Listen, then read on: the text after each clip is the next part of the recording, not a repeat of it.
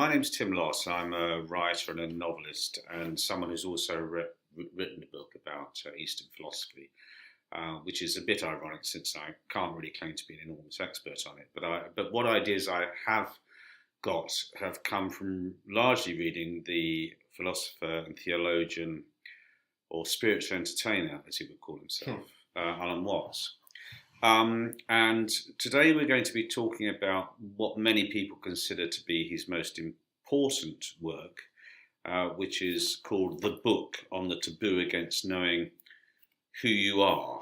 I think it's one of his simultaneous most brilliantly expressed books in terms of its clarity, but it's also very complex underneath all that. And I've read it probably 2 or 3 times now.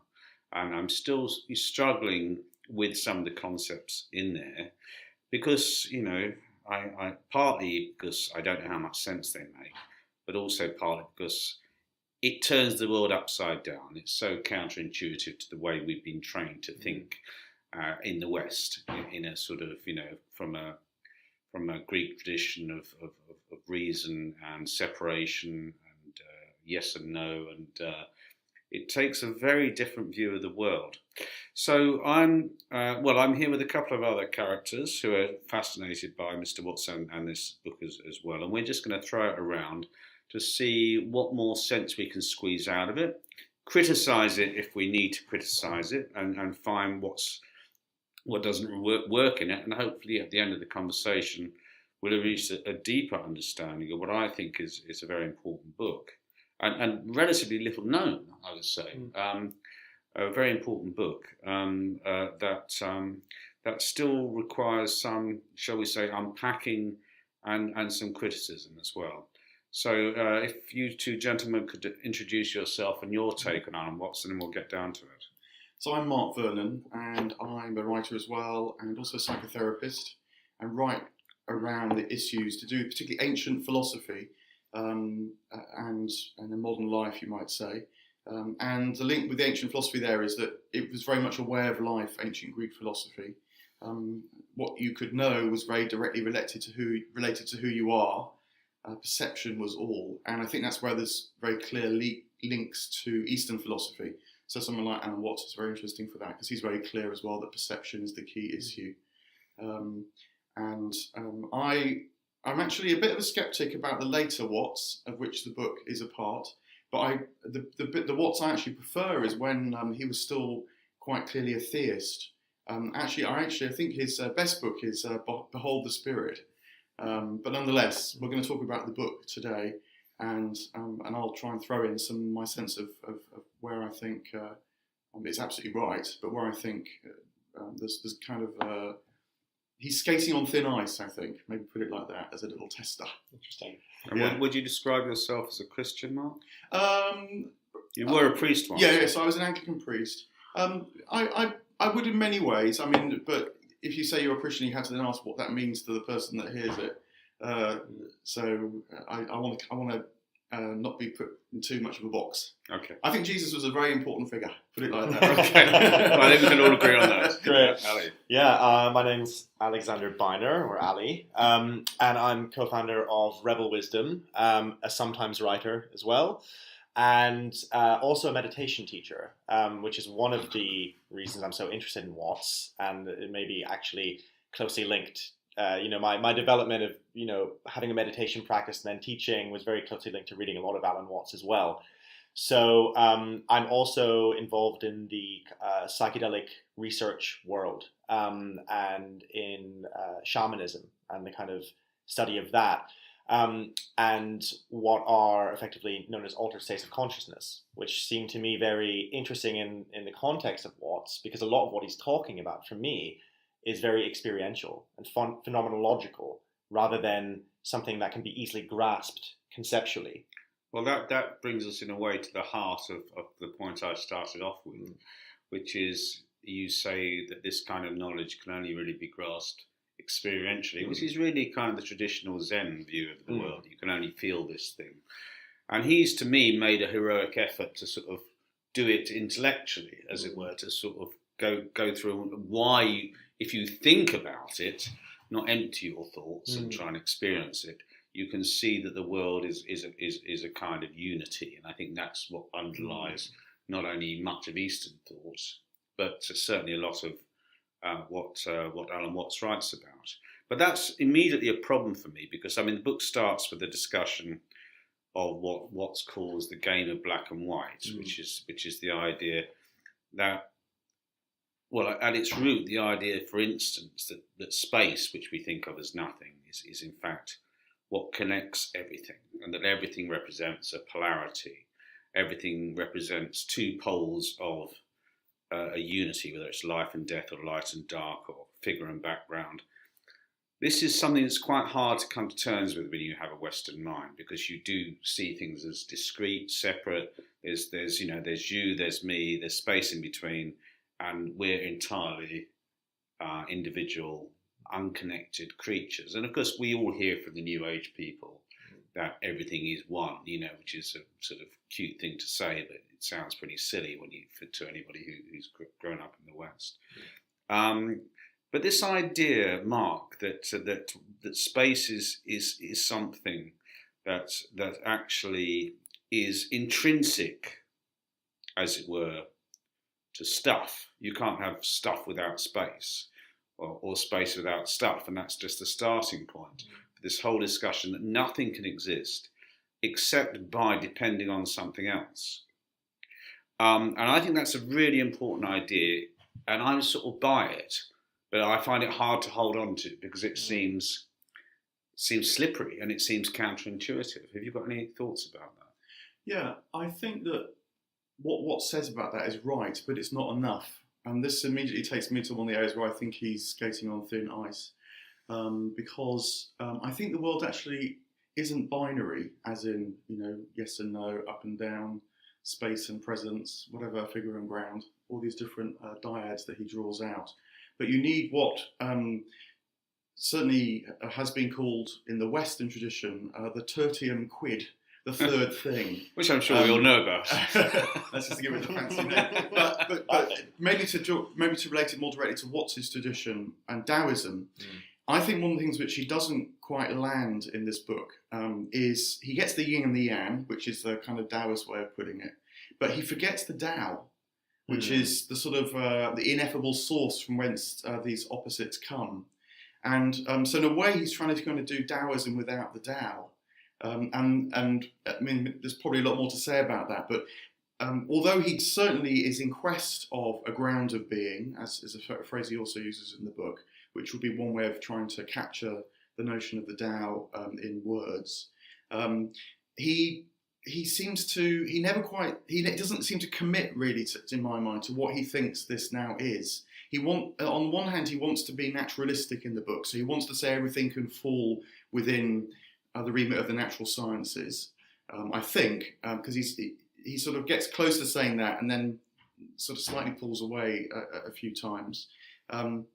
But the Tao is, like the ground of being, is outside the purview of the natural sciences because it's that upon which the natural sciences rest. And it seems to me that's one of the areas where you can wonder quite what's going on in the book. I'm sure, so in summary, I'm sure the whole yin-yang dependency, mutual arising as another expression, the opposites of life is right.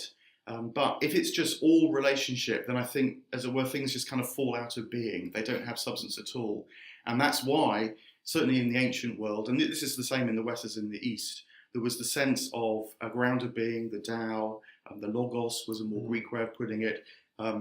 That's the background out of which these opposites arise and rest on. So I don't really get that, because I think that Watts does talk about that quite a lot in the idea of this underlying reality. I'm not quite sure how that's separate from the Tao. I mean, he says it cannot be spoken of in a way. But Ali, what do you think? Yeah, I think that's an interesting point. I'm kind of mulling it over. I think there is a sense when you read the Tao Te Ching that the Tao has a logos-like quality to it. There's a kind of intelligence or a consciousness to the flow, even though it might not have an agenda. Whether or not he pulls that out fully in the book, I'm not sure. But like it says in the Tao Te Ching, that the Tao that can be spoken is not the true Tao. and maybe he's over sanitized it to a degree.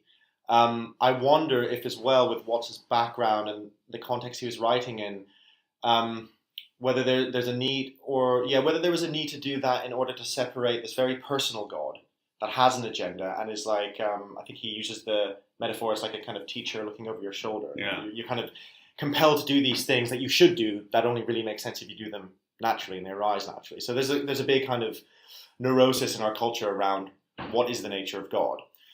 So I wonder if possibly he kind of sanitized the Tao a little bit to take agency away from it. It's a complex thing though, because it doesn't have agency in the same way as the Abrahamic God does in the Tao Te Ching. It's got more of it emerges of itself, but there's I suppose there's a teleology and there's a aliveness to it, which is also something not to leave out, I think. Yeah. I agree with you that I think he is.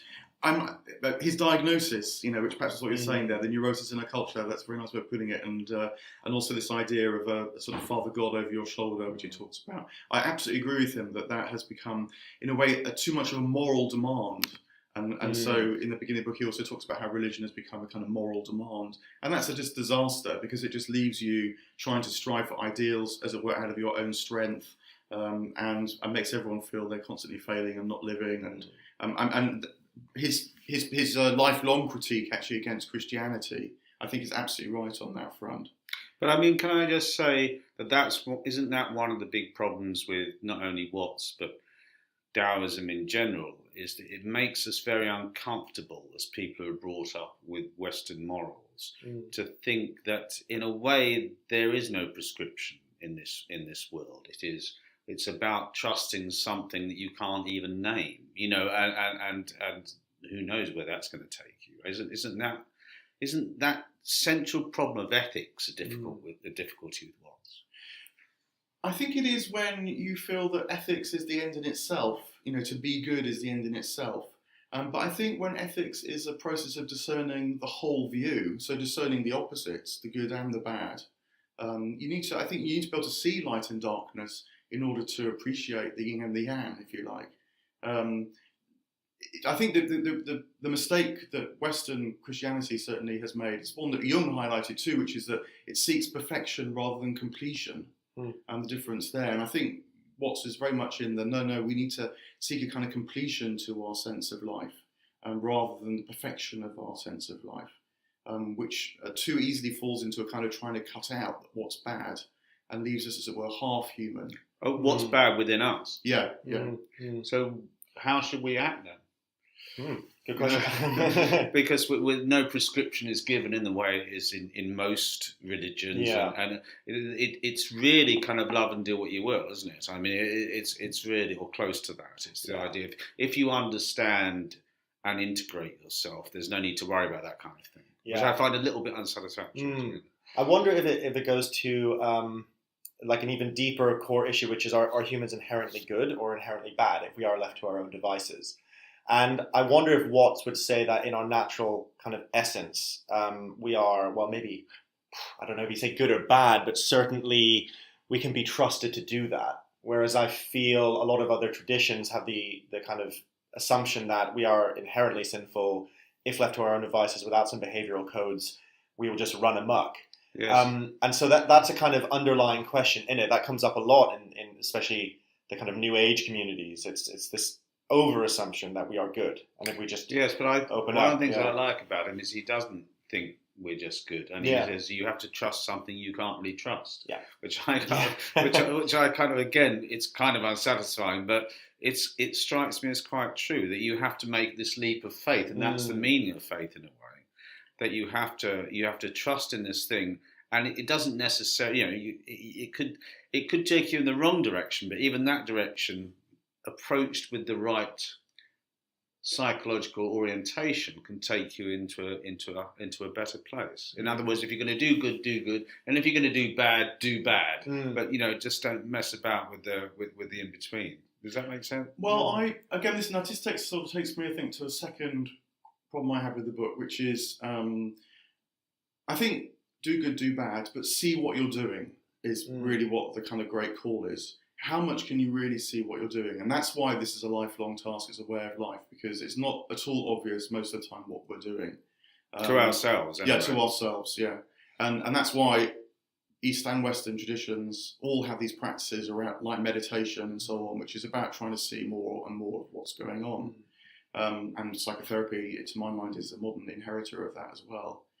But I think one of the mistakes that Watts might be making in this book, and again, it's not quite clear because his rhetoric is so brilliant that sometimes you get a bit lost in the rhetoric and aren't quite sure what he's saying. I'm unclear whether he's saying that you need to see, as it were, more of what's going on in life, or see through the delusions that can so much fill life. And so, for example, one of the big questions he asks is about the ego. And I think broadly, well, he explicitly says, the ego is something that we're spellbound into by language, or he calls it an hallucination at other points. And I don't think that's enough. I think the ego actually serves a very important purpose. And is it, well, you need to have more and more and more of your sense of self until you reach a point where you can exceed your sense of self. But he does say precisely that. Well, I'm unclear. When I was reading the book again, I was unclear about that. Whether he was saying, no, what you actually need to do is see that the whole thing is, as it were, is an illusion, is a hallucination, is a kind of spellbound sense, which he also says. He says there's a yoga of egocentricity. Yeah. And that you kind of, by taking it to its extreme, you'll kind of pop out the other side, as it were. So he's not, in that sense, advocating the elimination of ego. He sees it as part of the game of black and white. Yeah, it's interesting because I think one of my criticisms, not necessarily of the book, but of how people might use this information, is that what's happened a lot in the kind of spiritual worlds that, as expressed in the West, when people have taken these kind of Eastern ideas, is that they get very confused around what to do with the ego. Should I kill the ego? Should I get rid of it? Which is, of course, impossible. What seems to work best is that the ego becomes the object of the transformation that you want to elicit. So by going to these states where you're outside of your ego, you're able to then make your ego better, so to speak. And that's a big part of Buddhism. It's not just sit here and die before you die and be nothing.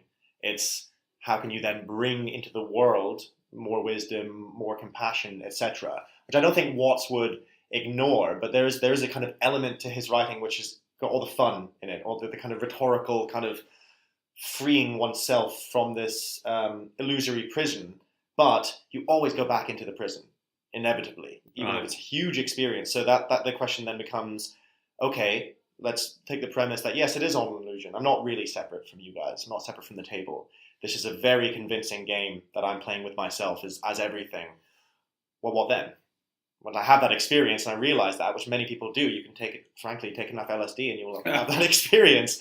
And then, what do you do? And what I notice is that a lot of people come back from it and they don't then take the next step, which is, okay, well, how do I then kind of take some of the Western values that we have and go, well, how do I become better? That's what, psychotherapy is brilliant at. It's probe the ego, see where my patterns are, see what I'm doing, what am I repeating, etc. So I think both need to come together. Yeah. So are what we're saying is that, and I'm including Alan Watts in this in some sense, is that we simply need better or more complete awareness, and that will do the trick in some sense, or accepting that we can drift in and out of the ego state, so to speak. I mean, is that really what the prescription is? Which is slightly paradoxical because he also says you can't know yourself any more than a finger can touch itself or an ear can hear itself. So it's another paradox that's thrown, because on the one hand he says you need to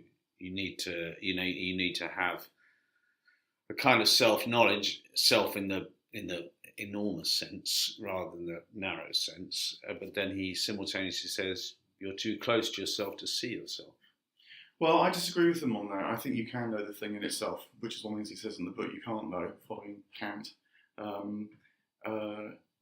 But to throw, I think to throw another thing in, which for me needs to be drawn out, which actually is a core thought of a chap that he cites in the book, but hasn't really engaged with, which is the chap Owen Barfield, someone I'm very interested in. one of the Oxford Inklings, a great inspiration to Lewis and Tolkien. Are you writing a book on and I'm it? writing a book about Barfield, so this is it's nice to read the book again and see that he does reference Barfield. But Barfield's key idea was that where it's not just our own personal journey we're going on, but that there's an evolution of consciousness across the centuries, across cultural time. So he's not talking about Darwinian evolution, that would be something else again. But say over the last 3,000 years, there's been an evolution of our experience of what it is to be human. So that we are trying to grapple with these things at a particular point in that wider evolution as well. And Barfield says you can't really grasp what's going on unless you take account of that. And in particular, our present moment is one where the ego matters in a very, very crucial sense for Barfield. It's not just something that we must try and get over. We find ourselves at this particular juncture in order to learn something from that juncture. And I think he doesn't incorporate that, whether or not he...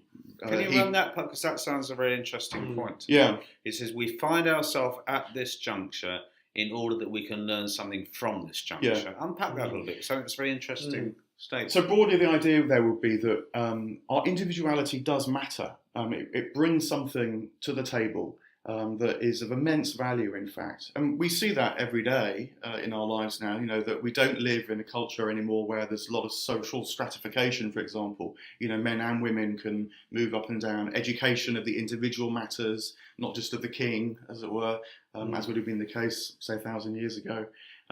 So that there's great benefit to this individuality, this focus on the ego. But there's also a big downside, which is this very strong sense of alienation from other things, which Watts definitely is onto. Of course, we've already said that. But what Barfield suggests is that, as it were, we need to be looking forward to a time where we have the benefits of both worlds, where we both know ourselves self-consciously and know ourselves to be connected to others.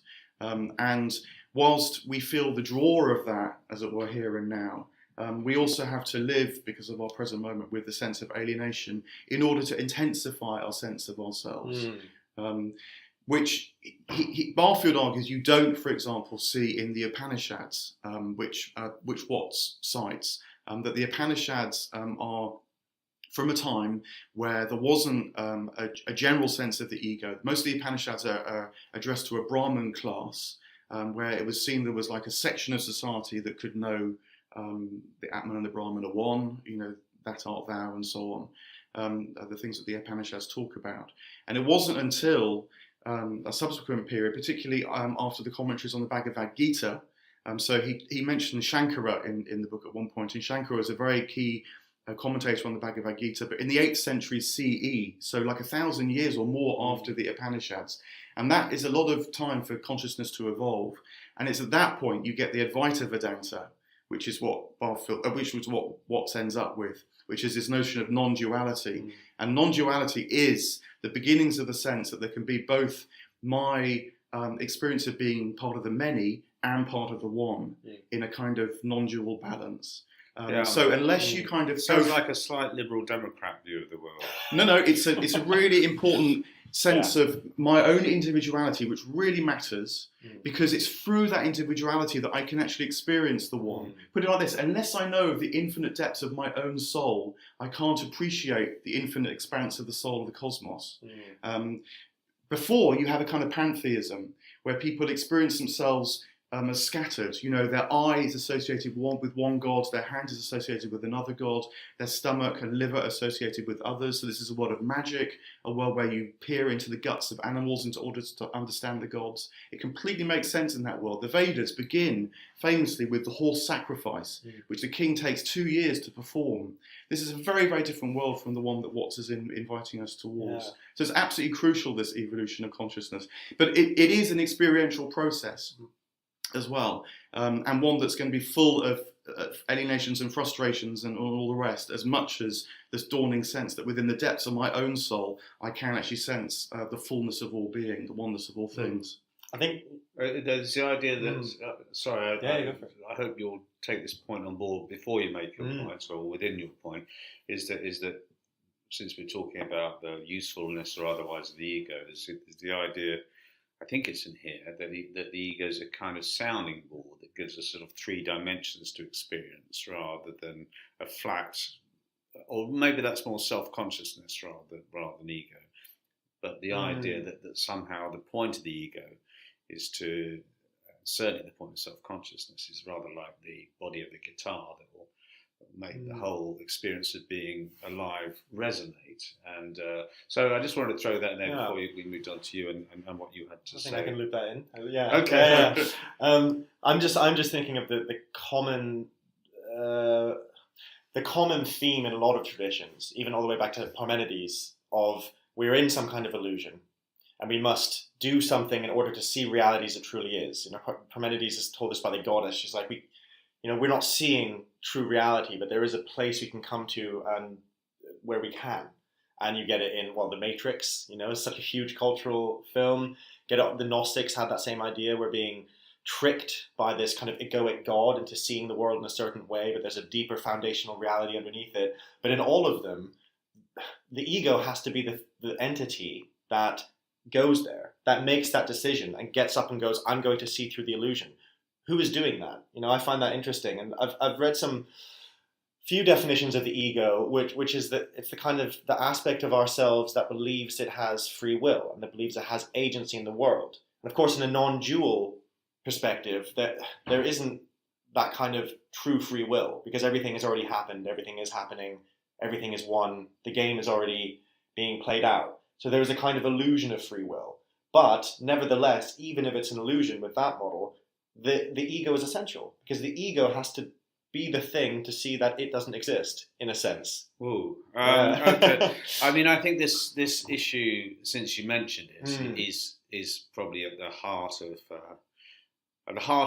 some of the problems I have with. I can never quite get to the bottom of it, and the Wattsian worldview, is that he really talks about. He thinks the question is wrong. Do we have free will? He says that really free will, again, as part of the polarities thing, free will and determination are really 2 parts of the same thing. And if you sort of go far, he gives a very good example, I think. He said, the main objection people have to determinism, when you say, everything's determined, he says, the great objection to that is that then you can do what you want. And I think that's a really good, really good wormhole where you can see how determinism can quickly switch to absolute freedom. So he doesn't consider it a valid question. But connected that, and I've made these notes down, which I'm going to try and keep us on track to work through them. And it's connected to this idea, I think, of cause and effect, which is very different in this book. And he tries to make a case of the correlative rather than the cause and effect, and the way we are naturally or culturally think is that things happen because things that happened before made them happen, which is an ancient philosophical dispute, but certainly that's the informal way we think about the world. But he says that the only reason we experience that life like that is because we chop everything up into bits. And he talks about that if you saw a cat walking past a slit, you think the head caused the tail, but in fact what you've got is a head-tail cat, not one causing the other.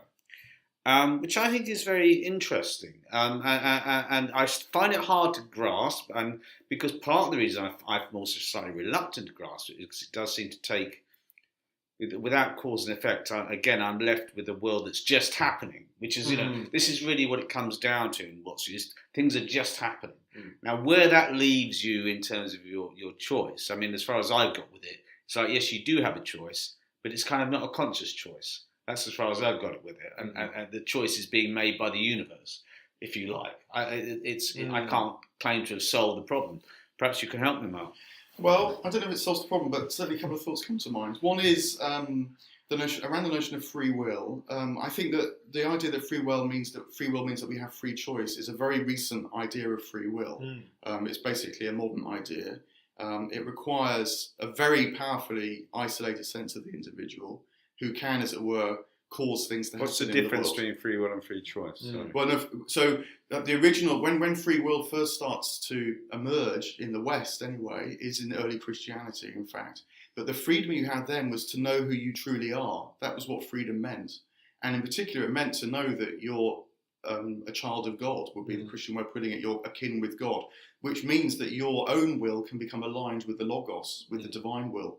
So as St. Paul puts it, I no longer live, but Christ lives in me. That was what the true freedom was in early Christianity. But if you drop off God... The recognition of necessity, if you like. Well, I don't know if it necessarily implies a necessity, but it certainly means that your own will can become aligned with the will that runs through all things, the flow of things that runs through all things. But the other thing I think you have to factor in is this very narrow notion of cause and effect, which rather cuts out the correlative stuff, which I think Watts rightly points to. Again, is a modern scientific notion. For most, certainly of Western history, by which I mean until, say from the ancient Greeks to the 17th century, cause was a much more complicated business. It wasn't just push and pull. I mean, just an obvious way of a first step to complexifying it would be to remember Aristotle's notion of the four causes, which immediately says there's a whole lot more going on. And I don't think Aristotle even used the word cause in the way that, say, Isaac Newton used the word cause. I think he's absolutely right again to diagnose we have a problem with our notion of cause and effect in the modern world. We have a problem with our free will. What I would like to see is a bit more historical context, which I think then helps, rather than just leaving you feeling that he's presenting a whole lot of conundrums that you aren't quite sure what to do with, which is the trickster side of Watts. He loves throwing conundrums at you. But a bit more historical awareness, which Barfield, to plug Barfield again, would have given him, might have actually helped you get a bigger sense, a more expansive sense, a more complete sense of what might be going on. Ali, any thoughts about cause and effect or correlatives? Do you get it, or do you reject it? Or I don't. Do you not I don't really know? reject it. I mean, I think again, it comes back to I've had experiences of seeing what I'm witnessing as being all part of one process that isn't split up. So I do think that modern science would suggest that the world is like that if you take a big enough frame from it. But in terms of the utility of how do you live your life like that? And what does it mean to actually see the world like that all the time? And can we? I'm not sure we can. Well, it's like if I said to my wife after I'd accidentally set fire to her favourite dress, well, it was just a correlative. I didn't actually do it. It was just something that arose in an interconnect. I'd probably get a very correlated slap in the face. Which is and that's why the way most people would react to the idea as well. It's very close to the idea that things just happen. There's not much you can do about it. And that makes the choice obsessed Westerner a bit uneasy. But you could grab a bit of cheap Freud and say the reason why I'll the reason why your wife's dress caught fire is because of your hatred, for example. There was a kind of deeper correlative. You wanted to see her burn in some way that you might have dreamt in one place, but actually, kind of the dream seeped out into... Now, I'm not saying that's the case, but nonetheless, you can see it's not actually that hard to see how correlatives can help you think about what happens in life. When you start to be a bit more imaginative, perhaps that's another word which is an important one, I think, in this context, to try and see more. So I think it's not actually so odd as he likes to tease you on occasion that it is, in fact. I think we do kind of know there's a lot more going on than just what might be a kind of immediate but not in cause. everyday life where we're driven all the time to say that happened because of that, and that's almost the way we deal with life. It's also the result of, or the outcome of nearly every argument is like, who did that? Who did burn that dress? Who was responsible? Was it the fact that you bought a particularly flammable dress? Was it because you bought this dangerous stove in which the flames leap all over? Was it a fact of my mindlessness, or the fact that I was born in a way that in fact didn't allow me to take account of the dress burning? Or is it Freud saying, I want to set fire to you? Or, and these kind of ideas that, when you get into any discussion, certainly in a marriage, there turns out to be an almost limitless numbers of explanations, and that's why I'm almost kind of attracted to this idea that actually it's just kind of happening, you know, and that's a much more. I mean, it's so close to fatalism, but it's not quite the same thing to me, because it's the idea that there's an underlying thing that is causing these things to happen in a way we can't quite put our fingers on, and yet it doesn't quite obviate the idea of choice. Well, I wonder, because I've heard Watts talk about, I'm not sure if it was in the book, but this idea of, if you take it back far enough, obviously all responsibility is going to go back to Adam and Eve. So he puts in the cause and effect. In the cause and effect thing. Yeah. So in a sense, there has to be some kind of decision that responsibility is something sacred to the individual. And that I think that works best in relationships, for example. There's a kind of, even if it's like, I burned your dress because actually I hate my mum. It reminded me of her, so I burned it. It's like, okay, yeah, there is a reason, perhaps, but where does the moral responsibility stop? With your mum, with her mum, who hated her, you know, all of that. So I think there is a decision, whether or not, like with all the kind of non-dual stuff of what's really going on, practically day to day, which is what I'm most interested in the sense where how these ideas are applicable. It seems the responsibility still has to stop with the individual. Right. So sorry. Well, but I would add that notion of taking responsibility for your life is a key part of knowing that your life is not just your life. There's the link between the individuality and the many and the one. You know, the kind of the universal. Because it's only when you can really own your life that you can, as it were, be in the here and now, would be another way of putting it. That you can know there's more than just the limited view. If you're constantly saying it's not my fault, not taking responsibility, you're constantly trying to live a life that's not the one you're actually living. So I think that responsibility doesn't necessarily mean blame, put it like that. Taking responsibility means seeing. It comes back to perception. In order to see clearly, you have to say, I'm gonna look at this, take responsibility for looking at it as clearly as I can, and my actions were involved, but that's not the end of the story.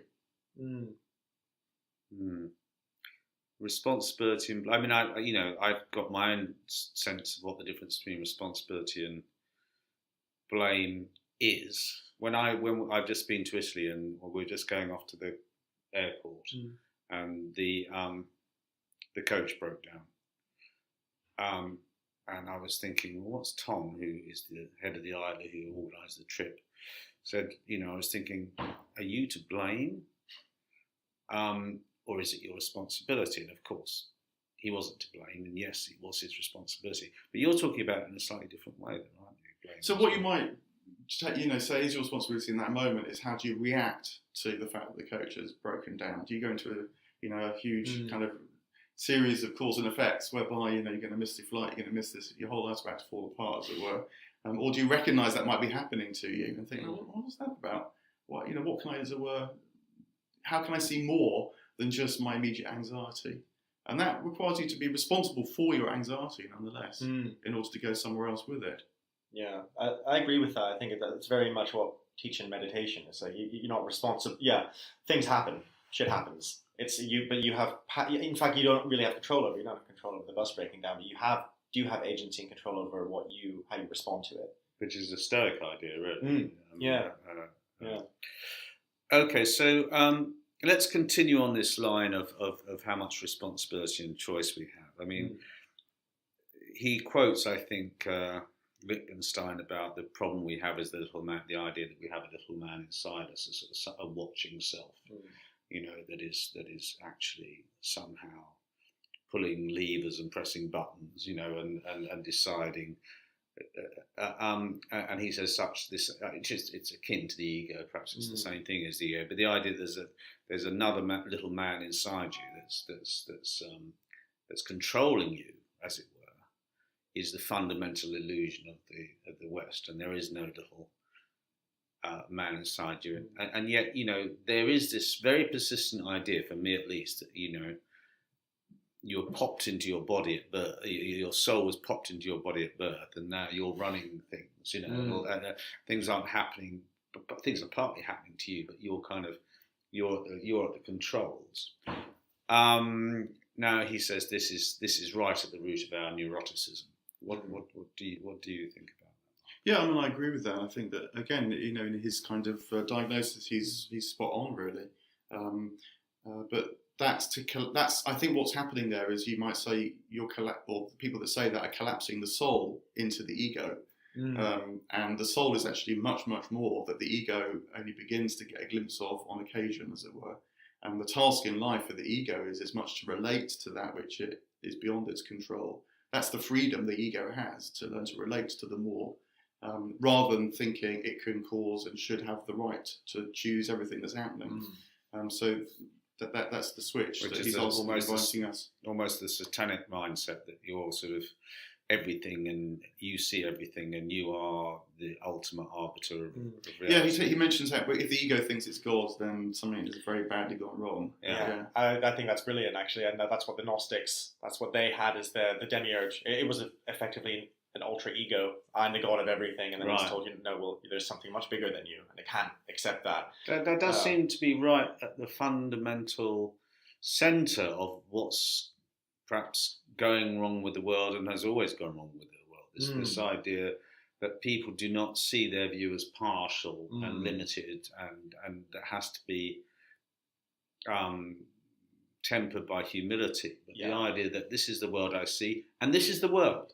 And there's no, and that I think I think Jordan Peterson said Satan was an intellectual, and the idea that what you perceive is the absolute sum total of what can be perceived, and there is nothing outside your intelligence and will and knowledge. Yeah, I think that it's maybe a question of degree of how much does the ego identify with just itself and with something beyond it. And that seems to also be true of, for example, psychedelic psychotherapy and psychedelic therapy. When they do brain scans, they notice less activity in part of the brain called the default mode network, which is posited as this is the bit of your brain that with all these millions of inputs kind of cobbles together an identity. And it's been compared to a conductor conducting an orchestra and being like, I'm doing all of this. This is all me. But in fact, if the conductor went away, the orchestra could play. But the experience people tend to have when there's less activity there and there's more connectivity with the rest of the brain is one of dissolving into something bigger. And that seems to be incredibly therapeutic and seems to fix a lot of the neurosis of that comes about when we think we have to, we are ultimately in control of everything. And so the ego is like a kind of sees itself as a kind of conductor of the orchestra. Yes, and it's not that the ego has to go away. It's just that the ego needs to realize, perhaps in that metaphor, that it's important, but it's not the whole story. And it has to have that kind of humility, I suppose. It's kind of a experience of grace, I guess, in the sense of So we're kind of agreeing, aren't we, that the idea that the ego is not real is kind of a bit wrong. That it's there and it has to be put in its place, but you're not going to escape it, and you're never going to, in fact, to say I'm egoless is an egotistical statement, really. Well, again, I mean, Jung had quite a nice little formula. I think when he said that the Jung makes a very good servant. The ego makes a very good servant and a terrible master. Yeah, that's perfect. And so flipping, remembering that what you're in control of should be in the service of life more broadly, rather than trying to tyrannically manipulate it, as it were. That's a very good shift of perspective. And I think the other thing that really struck me when I read the book was because I think certainly when I was much younger, I was constantly in a state of feeling conflicted, ill at ease, my mind fighting with itself. And one of the things he diagnoses as a source of this, which I presume or imagine that is a widespread sensation in our neurotic world, is that we're caught in a lot of double binds. That we're being told, as it were, or instructed to do two things that are mutually contradictory all the time, and this is partly a function of the ego trick and partly a function of society. But something like you must be spontaneous, or you are an individual, even though society is telling you you're an individual. So you only think you're an individual because the group is telling you it.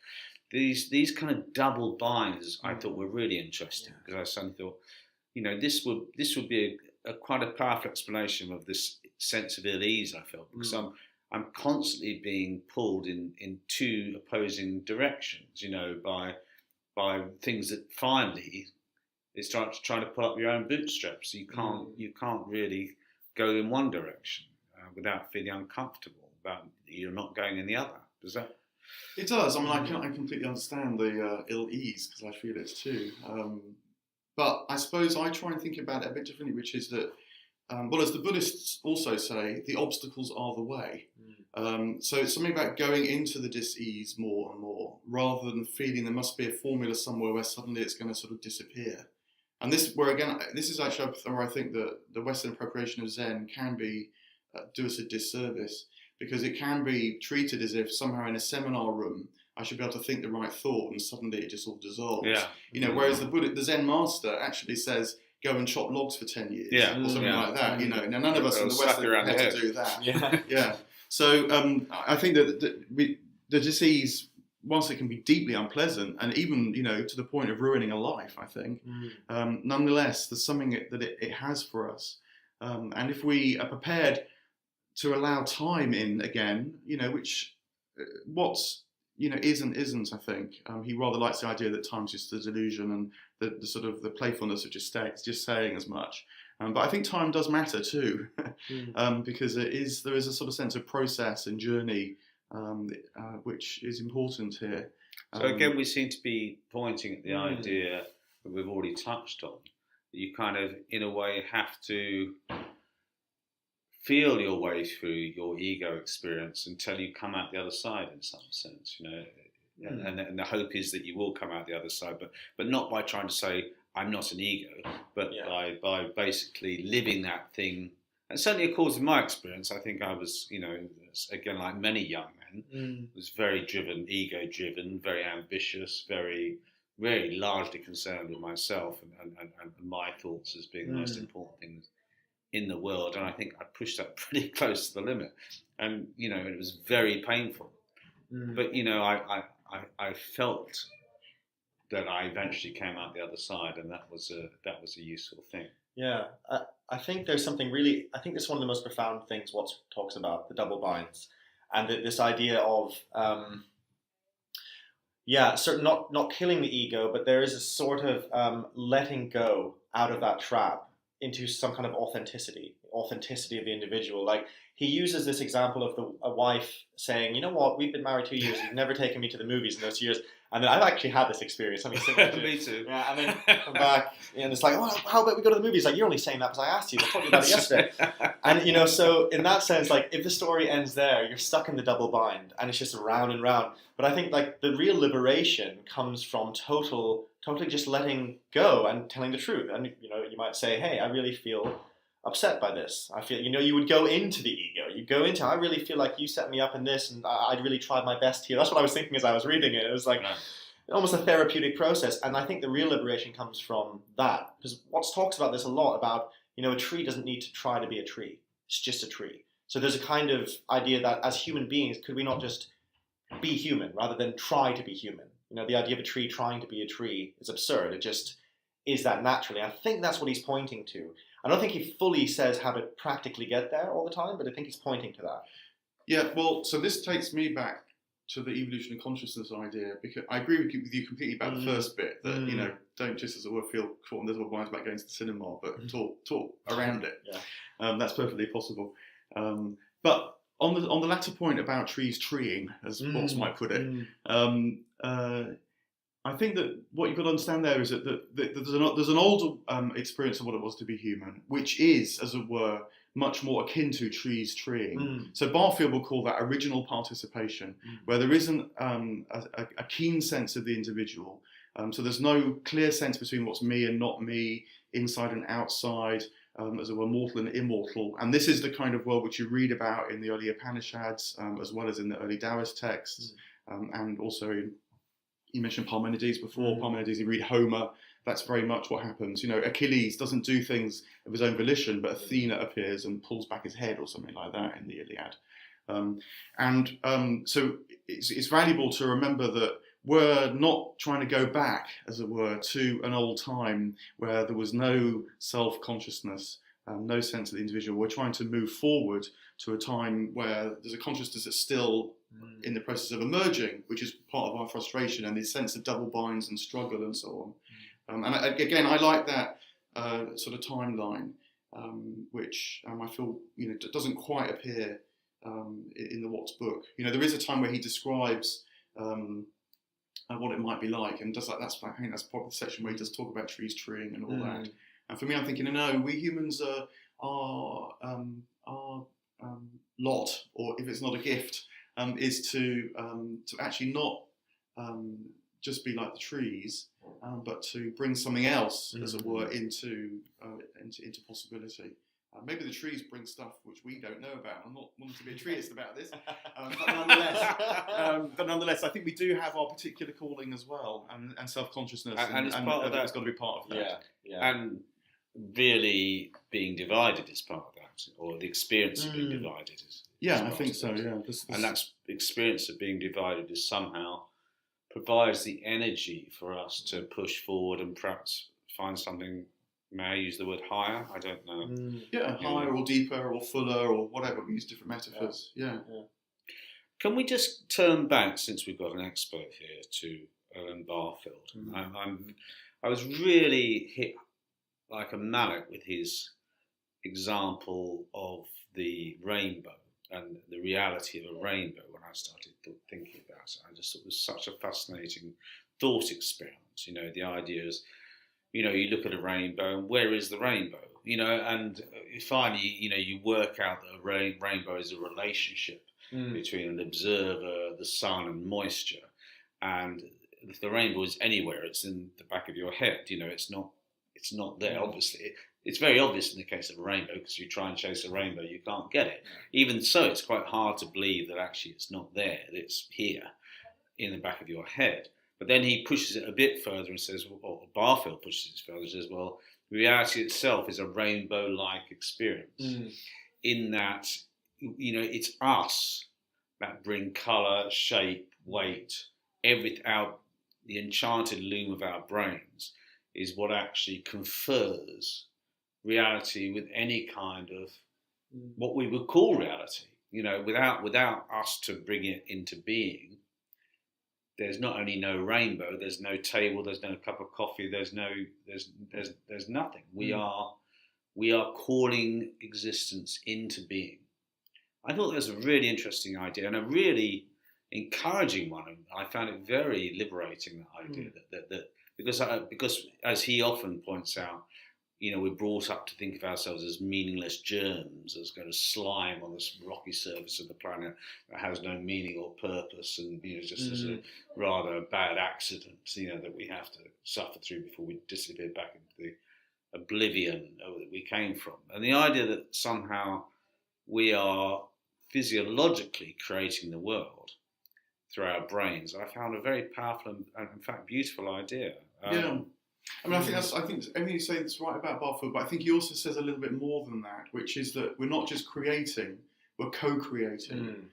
So Barfield is a theist, and in a way, his answer to what is it that is particular about being human would be that we're called to know that we're children of God. I think that other creatures know in their own way, as it were, but we're called in some sense to know self, become self-aware of that. And so when we call, as it were, the word forth, we're sharing in a calling forth that takes place anyway, but we're invited to become more aware of that. So to put it in another way, the point about the rainbow is that we see the rainbow now as a product of what Barfield calls our collective representation. So it's like the assumptions that we're born into that are part of our consciousness that tell us a rainbow now, is a process of refraction that happens because of raindrops and light and scattering and all the rest of it. And so, you need an observer to see a rainbow is the way we'd understand it now. But in previous times, for example, a rainbow appearing in the sky would have been thought of as a sign of God's blessing. Hence the rainbow appearing to Noah, and it was immediately a sign of God's blessing. And that's a very different collective representation. And so Barfield uses that as an illustration of the evolution of consciousness, that our collective representations change over time, and that we are invited to become the co-creators of our collective representations. We no longer just have to think that's the way things are, and that's part of the challenge of living in the modern world, but that we can work on our collective representations through spiritual exercises, through understanding ourselves, through all these kind of things we've been have been on the periphery of our conversation just now, and move forward to what Barfield called final participation rather than original participation. So there's something about that going on as well. I found that quite hard to work out. Perhaps you can help me here. I'm curious. I mean, is Barfield talking? It sounds like he doesn't take God out of the equation. It's not Definitely just not, an no, individual manifesting everything, which you get in the New Agey types. Where they really fall into a fallacy, and even try and use quantum physics to say, when a scientist looks at this, like that's not what's happening. The universe is observing itself in a sense, so it's not just it can get very anthrocentric. It's kind of like, well, the scientist looked at this thing and then it became this. We're manifesting everything, and buy my crystals, because that's often where it goes. I think it's really important, if I understood it correctly, that there is some kind of God in the third person, or some kind of transcendent co-creator with it. Otherwise, it can get into a very. So when you say, "Oh, the universe is looking at themselves," are you disapproving of that view? Or no, it's true. So what I'm disapproving of is this idea that when a scientist looks at something that's either a 1 or a 0, and as soon as a scientist observes it, it becomes a 1 or a 0 in kind of quantum physics. So it's almost the act of observing, the act of a human observing, creates something. That's often taken as like, well, it's just us looking at the rainbow. We're creating this whole kind of field. But in actual fact, if those two quarks or whatever bump into each other 10 billion light years away, they'll also become a 1 or a 0 just by the act of bumping into each other. So in a sense, the universe is able to observe itself. It doesn't just need a human to watch it, which brings me back to, I think, what you were saying. Isn't the human the way it observes itself? But not the only way. No. Yes. But it's a way. All sensitive organisms, if you like, will be a way of observing itself. Yes. Yeah. But I think the difference is that we can observe with imagination, which means that we can anticipate from our own creativity different kind of future and different possibilities, which didn't presumably happen before there were self-conscious beings. Put on suspension whether there are other self-conscious beings. I'm kind of open to the possibility, but certainly we know we are self-conscious, and that's, I think, part of our calling is to imagine different possibilities into actuality, which is something distinctive, which Barfield would be onto.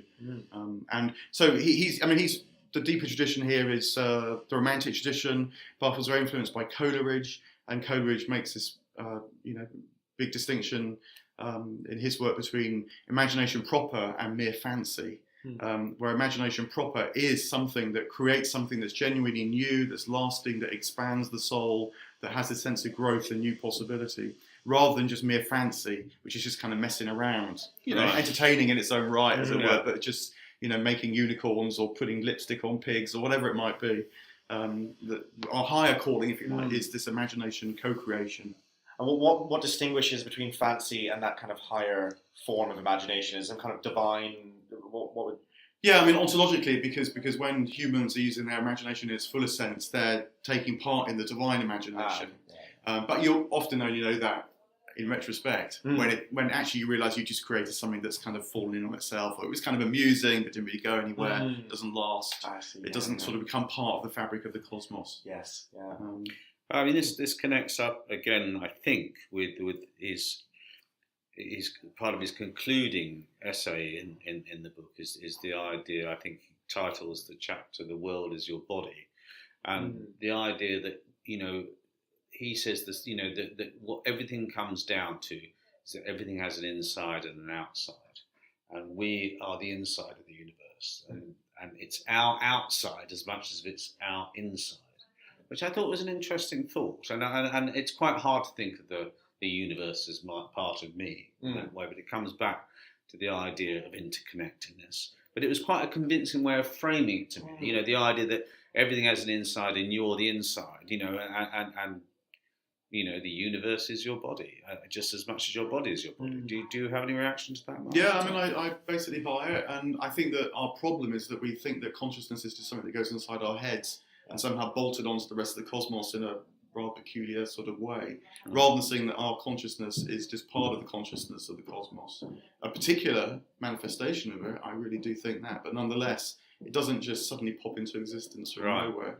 And our task is to try to appreciate the inside of all things, and not just our own insides.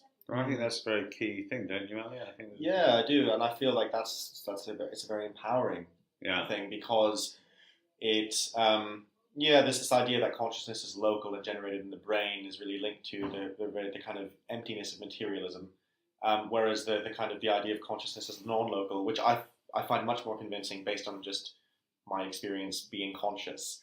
That kind of ties everything together in a way, and there's a kind of unity to that which can be experienced by being conscious. But it begs the question, of course, because what puts it beautifully, I think, it says the soul isn't in the soul isn't in the brain. The brain is in the soul, which is exactly what you're saying. But then, it's like a radio receiver in some ways, picking up signals. But where's the transmitter? That's the problem that one suffers. I find that quite convincing, and also reassuring, and also explains one of the original problems I used to think of. It's like, well, if there is some kind of universal consciousness, how come someone who has a brain injury sort of completely changes personality and becomes very different? That seemed to be a real pro-materialist argument in many ways. But then you could say, well, you've broken the receiver in some way. But where's the signal coming from?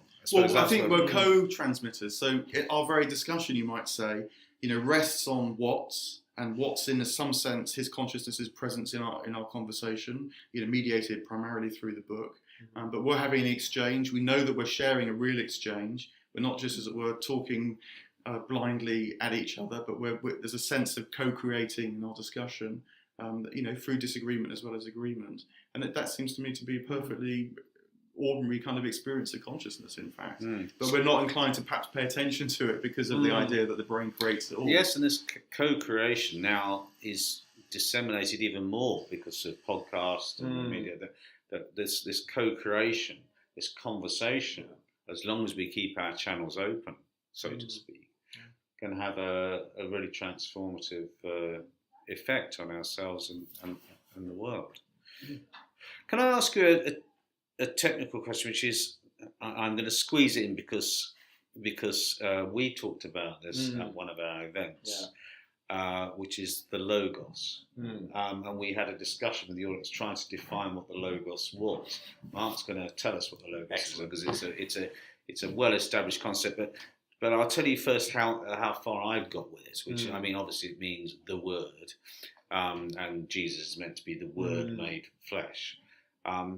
The way I've thought about it in the past is a kind of emerging out of having no self-consciousness, and the way we do that is partially through language, and partly through the operations of logic, which presumably is the root of logos, is the root of, and of reason. So it's sort of weird combination of word and of language and reason that raises us above our animal state into a kind of self-conscious state. How it quite works with Jesus being the Word made flesh, I struggle with much more, but I'm sure Mark will be able to clarify it a bit for me. Well, maybe a touch. Because it seems to be, this logos seems to be such a central concept in philosophy, and yet everyone seems to mean different things about it. When I go online to look at it, it's like, A, I find a lot of it incomprehensible, and B, it seems to refer to nothing. It's a highly powerful, loaded word within religion, for instance, But I wonder if you could do a little bit of work in trying to clarify the logos for us, Mark. Well, it was actually through questions like this that I came across Barfield, first of all, because one of the things that Barfield says you have to do if you're reading text of any age is factor in that people might have used words in a very different sense to how they're used now, and the logos would be one of those words. And in a way, the key difference would be that we tend to feel that words are just kind of signs, they're like pointers, they just label things. Whereas until about 400 or 500 years ago, if someone said they spoke a word, it was much more saying they were causing something to happen, that words were performative. It's a bit like if I shouted fire, fire now, it would have immediate effect. You'd at least think, is there really a fire, or have I gone mad or something? The word would cause something to come into existence that hadn't been there before. And that was the default idea about what words do. They were active. Barfield says that words have soul, by which it just means that they're part of the animative sort of qualities of the cosmos. And he was very interested in poetry, because he thought that in the modern world, poets are the people that are onto this, that they spend a lot of time thinking about how to put words in the right order, not just to make sense, to point at things, but in order to create a mood and a feeling, to conjure something into existence in the consciousness of the reader. And so the logos, when you start to think that words and logos is not just signs, but actually is something that's vital, that's kind of alive, then maybe, and there's still further steps to take, but maybe the idea that the word could become incarnate at least makes a bit more intuitive kind of sense, that it might be, an individual might become so aligned with the living word, you might say, that is causing all things into being and sustaining all being.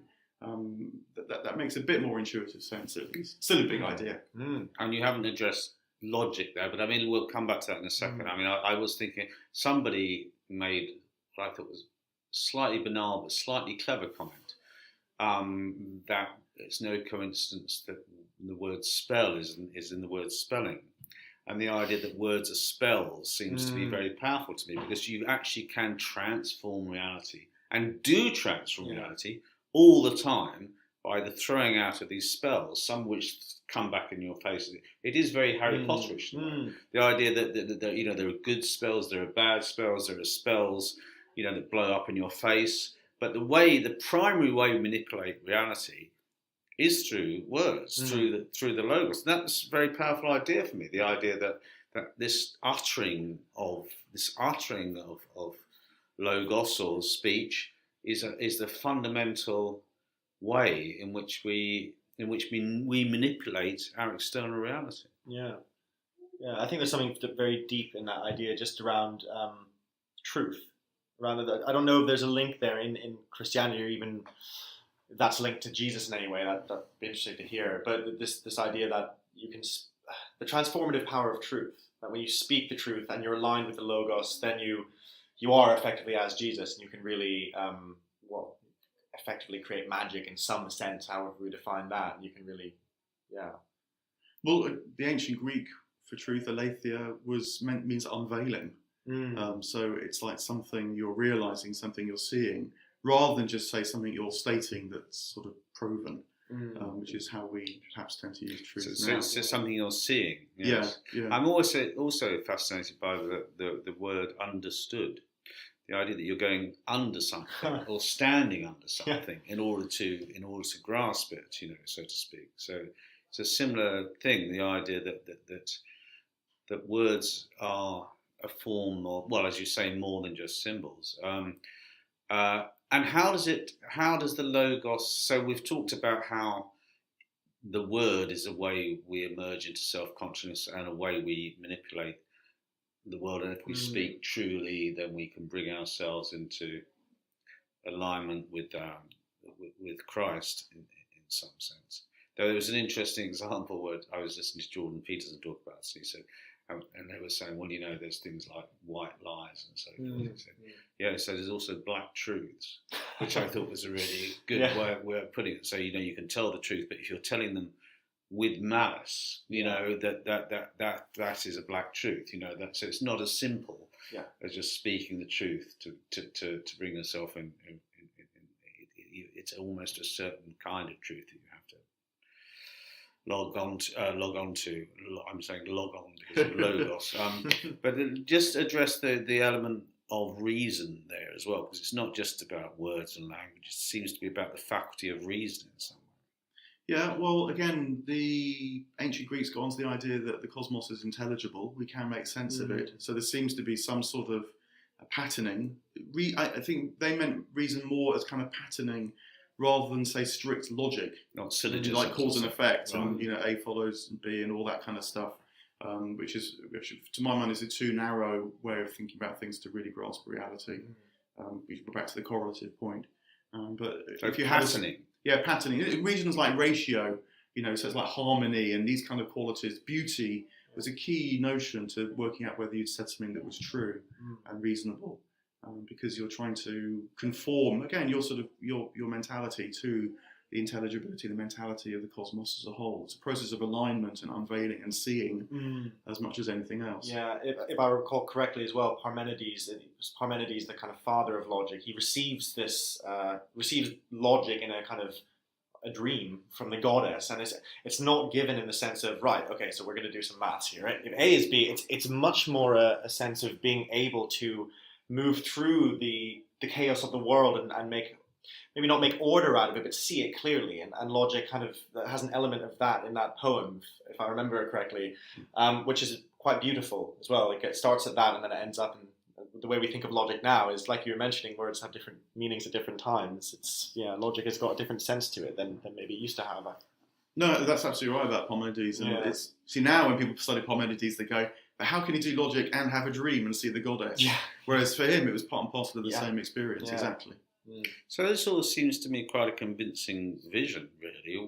How have we lost it so comprehensively? I mean, in some ways, I think we're supposed to lose it to some degree. This is perhaps the evolution conscious idea that the advantage of struggling with this and feeling the alienation is that it turns you in on yourself, and so intensifies your sense of individuality. The risk is you just get stuck in the double binds and, as it were, just consume endless Alan Watts in order to try and release yourself from it, but don't really go anywhere.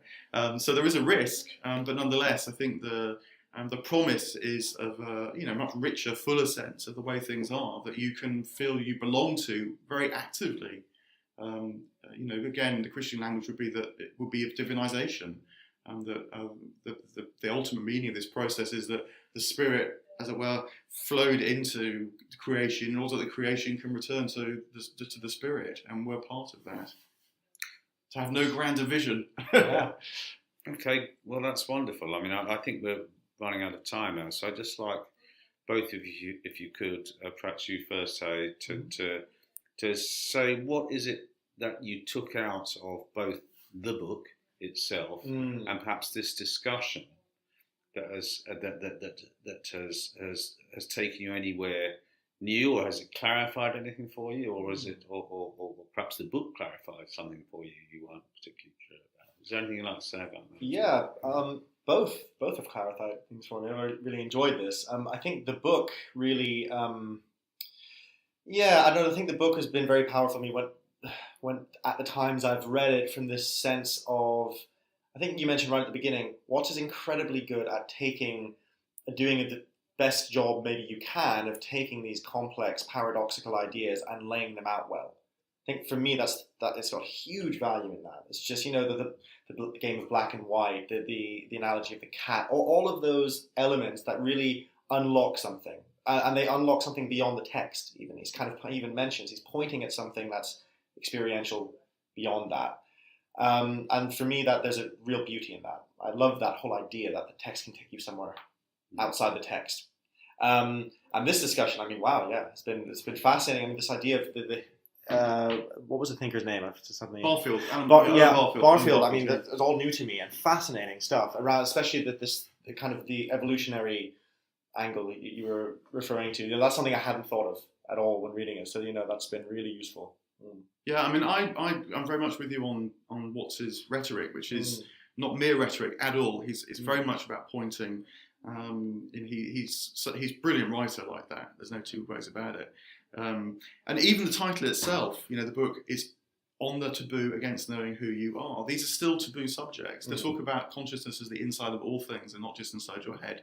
It's still quite a taboo notion. So in that sense, where you can still definitely read the book and have the taboo highlighted for you. And then I think I'm sure Watts would be glad of this. We're not supposed to use as a word it was written 50 years ago. We're not supposed to use as a word return. We are supposed to develop, and so perhaps using it as a springboard is a really thing I'll take away from having read it again. And for you, its central weaknesses? I think that he needs to be more committed about his theism. I think this is something that, I mean, you know this more because you actually know more about Watts's biography, but I think that he did become very disillusioned with Christianity, having been an Anglican priest, and I can understand that because I've been there quite straightforwardly. It is a big frustration, but he does nail those frustrations, and so enable you to see them a bit more clearly and not just be caught in the anxiety and anger around all those frustrations. I mean, I think listening to you today, who is a professional philosopher to a certain extent, and someone, well, so to some extent, perhaps a professional theologian, and it's brilliant to sit and listen to you unpick these ideas and challenging because what I take away from the book, and one of the reasons I set this meeting up in the first place, is I think Watts's genius is as a teacher. I think he's a remarkable teacher, and the way that he, as you were saying, manages to command words to get very difficult ideas across is, to me, unique, pretty much. In there's not many people I've come across. So there are plenty of very smart people in the world, but very few of them. And to a certain extent, I hope I'm not grovelling to you, but yours certainly would be put into that category, because if you've read any of Mark's books on philosophy, they are brilliantly evocative of a world that you can almost understand if you're not quite as clever as Mark is. But I take away that despite it being expressed in extraordinarily simple language, which I think is very unusual, I think that it has levels where you can keep going into it and into it and into it. And as I said, I've read it 3 times. I'm on the way here, I was reading it, I was still seeing things I hadn't sort of worked out before. And it's true, you have the historical perspective, which people like me, don't have, because I just come to it as a contemporary person who hasn't studied philosophy, who doesn't know about the history of ideas, who doesn't know about theology. And I have the chance to take that book and use it as a great starting point, for understanding that there is something more than the materialistic Western view that I've been brought up with, and yet is more sophisticated than the kind of Eastern New Agey sort of ethos which we are gradually being drowned in, perhaps. Ali and Mark, thank you so much. It was a really fascinating discussion, and I enjoyed it immensely. Thanks. Likewise. To you too, Thanks. Tim, as well. Yeah.